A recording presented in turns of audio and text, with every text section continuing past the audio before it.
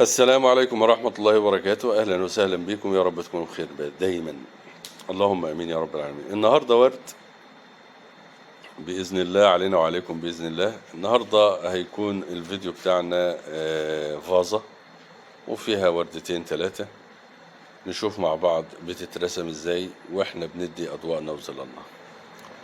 والورد من الأشياء العشوائية اللي لو فهمنا طريقتها وفلسفة الشغل فيها هتكون سهلة جدا وبتطلع معانا بضربات سريعة وبسيطة.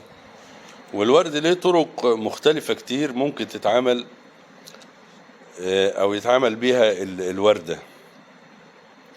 هنشوف مع بعض طريقة من الطرق، وإن شاء الله في فيديوهات قادمة يعني نتعرض لأشكال وأنواع وألوان من الورد، إزاي بنلف الأوراق، إزاي بنعمل قلب الوردة، سواء كان القلب اليمنا أو باين من الجنب أو مقلوبة اليم هناك. أشكال كثيرة جدا من الورد، وزي ما قلنا هي من العناصر العشوائية، زيها زي السحب، زيها زي المية، زيها زي أوراق الشجر. بتحتاج تعرف طريقتها أو خطوات إنشائها من خلال الضربات أيضا العشوائية. يعني ممكن ناخد طريق اللي هو نعمل خطوط ونبدأ نقسم المساحات لمناطق، وكل مساحة لدوائر مغلقة يعني، وكل دايرة لها ضوءها وظلها. ولكن الطريقة دي يعني لو هنعمل وردة كبيرة جدا على حيطة بحجم كبير، أو ممكن نعمل بالطريقة دي طريقة تقسيم الدوائر. هي طريقة مملة شوية، ويعني مش بيكون فيها الجمال المطلوب. إنما الورد اللي هو بيتعمل بضربات معينة بالإضاءات والظلال بالشغل العشوائي، ورد بيكون له طعمه. النهاردة الوردة اللي هنعملها النهاردة مع بعض هي من النوع ده، اللي هو يعني ضربات بألوان الوردة، فاتح وغامق، فبتبان معانا الوردة بسرعة. اللهم لا سهل إلا ما جعلته سهلا وأنت تجعل الحزن إن شئت سهلا. الخلفية مهمة. عاملين الخلفية النهاردة باللون اللي هو الخضار، اللي هو واخد اليم التركي شوية، مع الإضاءة الرصاصية اللبنية، وبندمج الألوان بالشكل اللي احنا شايفينه ده، الغامق في الفاتح، وبالتدريج اللي احنا شايفينه. وطبعا هنخلي إضاءتنا على شمالنا، الإضاءة من الأمام على الشمال، فيكون اليد اليمين مظلل أكتر والإضاءة أكتر في الشمال. تلاحظ إن الظل طالع من اليمين أكتر، في ميل كده، ميل ضوئي واخد ناحية الشمال. وطبعا الجزء اللي الفاز عليه حتة من سور أو حتة من ترابيزة، ونبدأ نرسم الفازة نفسها. الفازة فيها أضواء وظلال. الأضواء والظلال هي المسؤولة عن تجسيم العنصر اللي انت شغال فيه. مساحة عادية خالص، مساحة الفازة حددناها، ولكن من خلال الضوء والظل تبان مجسمة.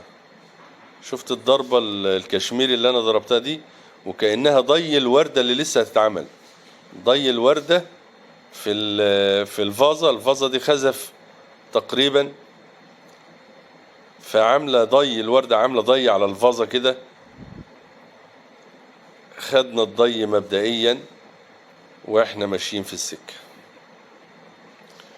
الضوء جاي من الشمال، من فوق، من يمنا، فعامل على الفازة إضاءة. طبعا الفازة دائرية، فلما كانت دائرية في جزء محجوب عن الضوء اللي هو المظلل اللي أنا عملته ده، وده اللي بيكون مسؤول عن تجسيم الفازة بتاعتنا. ادي ظل كمان تحت الفم بتاع الفازة من فوق. ما هي الظلال دي هي اللي هتبين لك الاخر ان دي ملفوفة، ان دي منفوخة، ان دي لمعة. كل المواصفات دي ما لا يمكن انها تبان غير بالاضواء والظلال. هي مساحة واحدة حددناها، وبمجرد ما بنحط فيها الاضواء والظلال بتبان اذا كانت منفوخة، اذا كانت متطبقة، اذا كانت دائرية. كل دي ملامح مسؤول عنها الضوء والظل.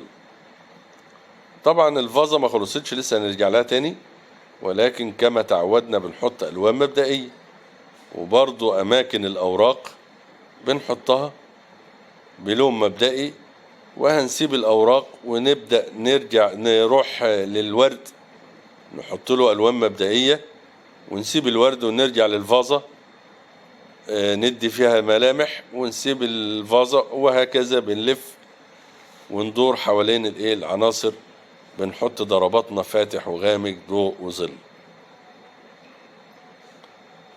هذا الورق بنعمل ألوانه المبدئية بلون زيتي،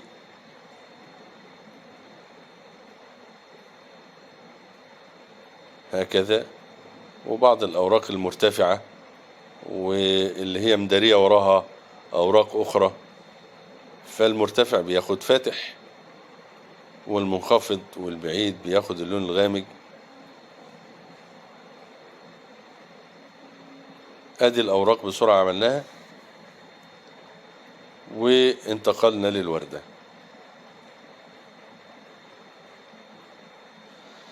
الوردة ندي لها لون مبدئي برضو، حددنا الاوت لاين بتاع الوردة او الخطوط الخارجية بتاعت الوردة، وندي نملأ بلون مبدئي اللون الكشميري. بلاش نحط احمر وابيض على طول، لا، لازم يبقى لون يعني ايه، مدرب، يا دوبك واخد ليم الحمار كده، لون كشميري. عرضناه قبل كده مع بعض في فيديوهات سبقت، وعرفنا بيتدرب ازاي. والظلال بتاعتنا كلها باللون الموف اللي هو واخد ليم الرصاصي، والاضواء بالابيض. ادي الترابيزة اذا كان عليها مفرش ولا حاجة بنعمل مجسماتها وسايبين الاماكن الفاتحة علشان نرجع لها بعد كده.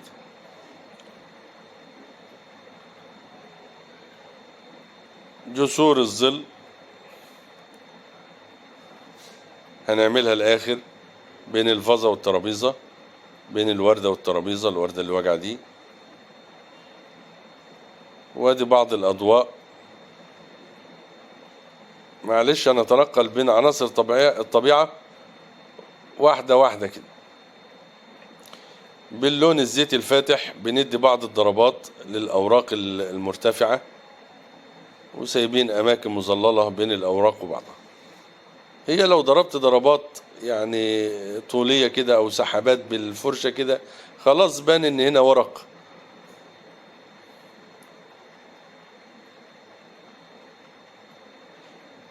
باللون الفاتح بنفتح ونعمل ملامح الأوراق هكذا، بتقسم الورقة، وجزء في الضوء وجزء في الظل، والحتة المنكسرة اللي في الوسط بتكون عميقة، فبتفضل باللون الغامق.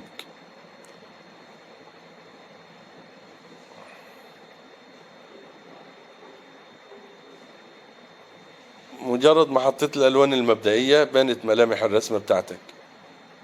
هتحط ضربات خفيفة باللون الأغمق شوية، احنا بنحط اللون الوسيط، وبعد كده بنحط لون أغمق شوية من اللون الوسيط، ولون أفتح شوية اللي هو الضوء والظل. هذا اللون الأغمق شوية اهو. حددنا قلب الوردة، والمساحة بتاعت قلب الوردة باينة مقلوبة اليمين اهي، لأن مساحتها كبيرة. أما الوردة اللي على اليمين دي مقلوبة اليم هناك، واليد اللي هو فوق وش الوردة وقلب الوردة مميل شوية، فنظرتنا ليه بعدية، فالمساحة هتكون صغيرة. اتكلمنا عن النظرات في الفيديو السابق، مهم جدا بتستخدم النظرات دي في كل حاجة، مش في الطريق وخلاص، لا، بتستخدمها في الوردة، بتستخدمها في أي مجسم، بتستخدمها في سور، في سقف بتعمله، سقف بيت. كل ال كل ال كل المسطحات اللي احنا بننظر لها نظرة بعدية، حتى مسطح الوردة اللي هو قلب الوردة يعتبر مسطح. لما ميلت الوردة النظرة أصبحت للمسطح اللي هو قلب الوردة نظرة بعدية، فبيبان بشكل مش طبيعي، بيبان صغير جدا. أما الوردة المميلة اليمنة النظرة بقت رأسية أفقية كبيرة بالشكل الطبيعي، فبتبان الوردة إيه يعني. طبعا الكلام ده المفروض نكون متابعين، خدناه في دروس سبقت قبل كده. النظرات وأنواعها مهم جدا الدرس ده، مع إنه بسيط جدا. هم 3 نظرات بتفهمهم، وبعد كده خلاص بتطبق النظرية على كل رسمة أنت بترسمها. 3 نظرات: نظرة أفقية رأسية، ودي بتكون طبيعية بالحجم الطبيعي. نظرة رأسية بعدية، الحجم الرأسي بيكون طبيعي لكن البعد بيكون صغير. ونظرة أفقية بعدية، الأفقي بيكون صغير، الأفقي بيكون طبيعي والبعد بيكون إيه صغير، يا دوبك لدرجة إنك ممكن ما تشوفش السطح أصلا كلما كانت النظرة بعدية حادة. 3 نظرات: أفقية رأسية، رأسية بعدية، وأفقية بعدية. نرجع لدرس النظرات وأنواعها مهم جدا.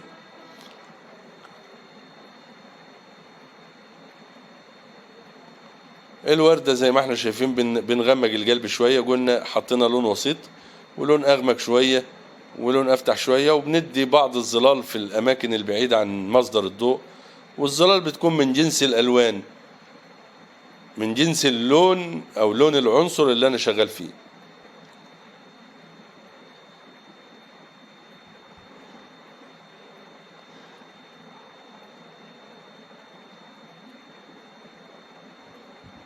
بنحدد كاسة كل وردة اهو.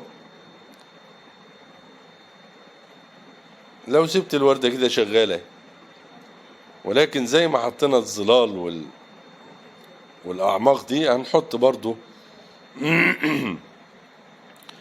هنحط الأضواء.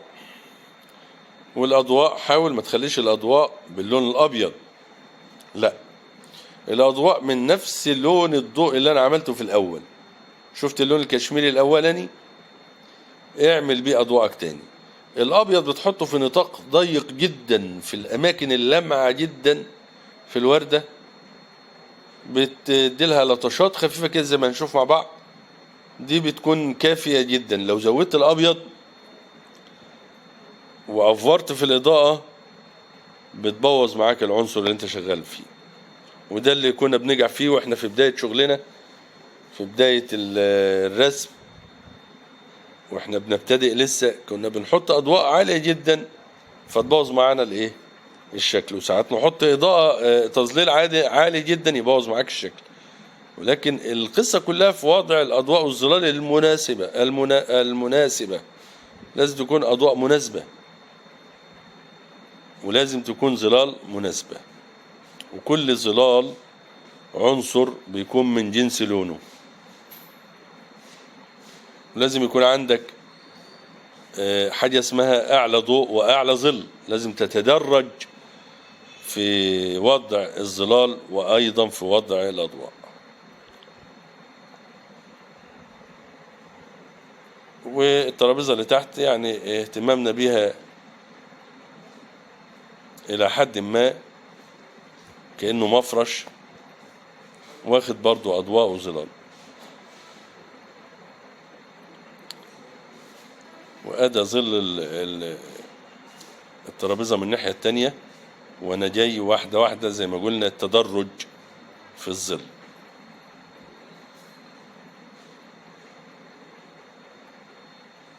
الإضاءة في الوش واخدة يمين شوية. شوف بقى واحنا بندي الملامح قلنا ما نحطش أبيض، اللي أنا بحطه ده كشميري برضو، هو اللون الأولاني اللي أنا حطيته، ولكن بعد ما حطيت الظلال بدأ اللون الكشميري يبان معانا اهو، مش ابيض، بلاش الابيض، الابيض هيبوظ معاك الشغل. لفت الورق بطرف الفرشة زي ما احنا شايفين كده، واحدة واحدة، وبنيجي على حروف كل لفة نزود الإضاءة شوية هكذا، لفة ورا لفة. ما حطيتش أبيض، كمان شوية على طول بإذن الله هتلاقيني بحط إضاءة. هحطها فين؟ هحط الإضاءة في الوردة فين؟ الإضاءة العالية خالص، اللطشات البيضة الخفيفة البسيطة هنحطها فين؟ هنحطها في الشمال في بعض الأطراف العالية، وفي اليمين في الأطراف المقابلة في الإيه؟ في الأوراق. هنشوف مع بعض وأفكركم بالكلمتين دول على طول إن شاء الله.